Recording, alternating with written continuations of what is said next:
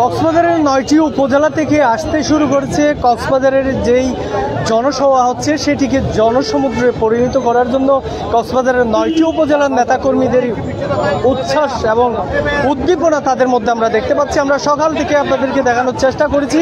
এই মুহূর্তে আমরা যতটুকু জানতে পেরেছি, উখিয়া উপজেলার একটি বিশাল মিছিল বহর নিয়ে উখিয়া উপজেলা বিএনপি সমাবেশ স্থলে তারা যাচ্ছেন, সেটি জানানোর এবং দেখানোর চেষ্টা করব আপনাদেরকে যুক্ত রেখে সুগন্ধা বিচ পয়েন্ট থেকে আপনাদেরকে দেখানোর চেষ্টা করছি। তবে এখানে উখিয়া উপজেলা বিএনপির সাধারণ সম্পাদককে আমরা পেয়েছি, ওনাকে একটু যুক্ত করব। আজকে কি পরিমাণ নেতাকর্মী উখিয়া উপজেলা থেকে নিয়ে তিনি সমাবেশ স্থলে যাচ্ছেন সেই বিষয়ে ওনার কাছে জানবো আপনার কাছে।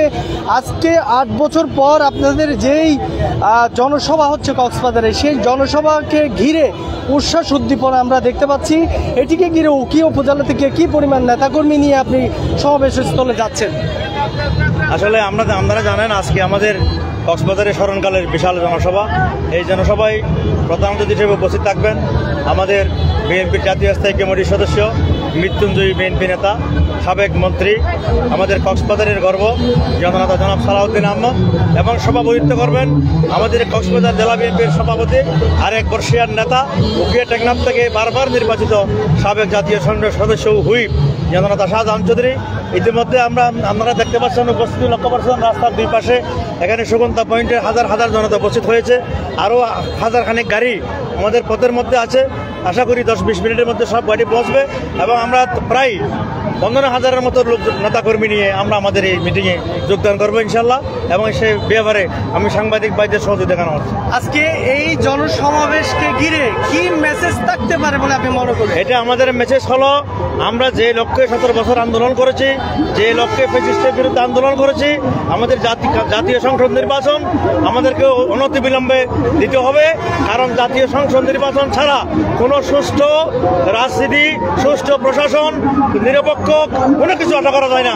এখনও বাংলাদেশের সব জায়গায় বেশিরভাগের দূষণরা বিভিন্ন গুরুত্বপূর্ণ পদে বসে আছে। ওদেরকে এখান থেকে বিতাড়িত করতে হলে জাতীয় সংসদের বিকল্প নেই। কত হাজার মানুষ এই সমাবেশ স্থলে আসবে, উপস্থিত হবে বলে মনে করছেন? এটা প্রায় কই লক্ষ হবে, এটা আপনারা যারা সাংবাদিক ভাইয়েরা আপনারাই অনুমান করবেন। আপনারা 2টা-2:30টার দিকে ওখানে আমাদের মঞ্চের স্থানে যদি ঢুকতে পারেন, যদি আপনারা ঢুকতে পারেন, মনে করবেন যে 5 লাখের নিচে, আর যদি ঢুকতে না পারেন হিসেব করবেন যে 5 লাখের উপরে। অসংখ্য ধন্যবাদ। দর্শক, কথা বলছিলাম উখিয়া উপজেলার বিএনপির যিনি সাধারণ সম্পাদক সুলতান মাহমুদ চৌধুরী রয়েছেন, ওনার সাথে কথা বলছিলাম। এখানে উখিয়ার যে রাজনীতিবিদরা রয়েছেন, বিভিন্ন ইউনিয়ন ওয়ার্ড থেকে পর্যন্ত তারা নেতাকর্মী নিয়ে এই সমাবেশ স্থলে তারা যোগ দেওয়ার জন্য তারা এসছেন। আমরা সকাল থেকে কলাতলির ডলফিন মোড় এবং যেই জাম্বুর মোড় পর্যন্ত আমরা হাজার হাজার নেতাকর্মীদের উচ্ছ্বাস আমরা লক্ষ্য করছি। তারা বিভিন্ন ধরনের ব্যানার, পেস্টুন তারা হাতে নিয়ে স্লোগান দিয়ে সমাবেশ স্থলে তারা যাচ্ছেন। এই দৃশ্য আমরা আপনাদেরকে সকাল থেকে দেখানোর চেষ্টা করছি। আমরা একটু এই পাশে দেখানোর চেষ্টা করব উখিয়া উপজেলা বিএনপির আরো কয়েকজন নেতাকর্মীকে আমরা দেখানোর চেষ্টা করবো। এখানে আরো অনেক উখিয়া উপজেলার কয়েকজন নেতাকর্মী রয়েছে, বিভিন্ন উপজেলা যুবদল, ছাত্রদল এবং বিএনপির যে সমস্ত অঙ্গ সংগঠন এবং সহযোগী সংগঠন রয়েছে তাদেরও আমরা যুক্ত করার চেষ্টা করবো। আসলে বিএনপির স্থায়ী কমিটির সদস্য এবং কক্সবাজারের কৃতি সন্তান এবং সাবেক যোগাযোগ প্রতিমন্ত্রী সালাউদ্দিন আহমেদ 3টার দিকে মূলত কক্সবাজারবাসীর উদ্দেশ্যে তিনি ভাষণ দিবেন। সে ভাষণ শোনার জন্য কক্সবাজারের 9 উপজেলার বিভিন্ন ইউনিয়ন ওয়ার্ড থেকে নেতাকর্মীরা জড়ো হচ্ছেন। সেটি আপনাদেরকে সকাল থেকে আমরা কক্সবাজারের যে জনসভাকে ঘিরে জনসমুদ্রে পরিণত হচ্ছে।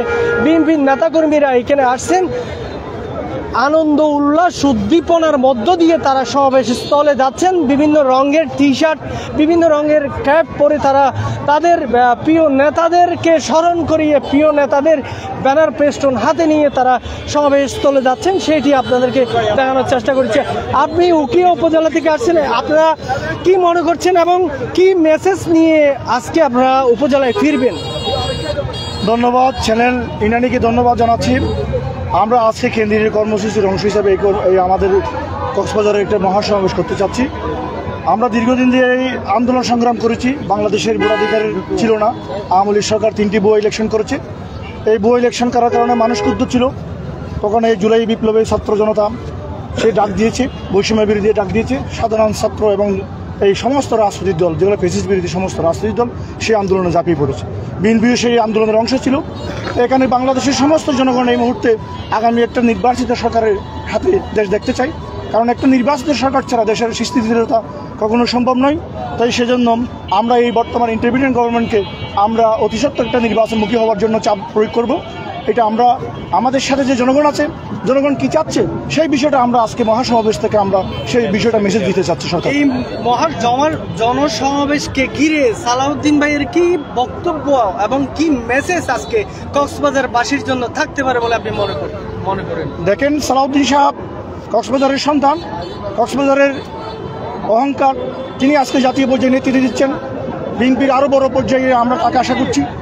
এখন সালাউদ্দিন সাহেবের এই সমাবেশ আজকে অসম্ভব কক্সবাজারের জন্য গুরুত্ব বহন করে।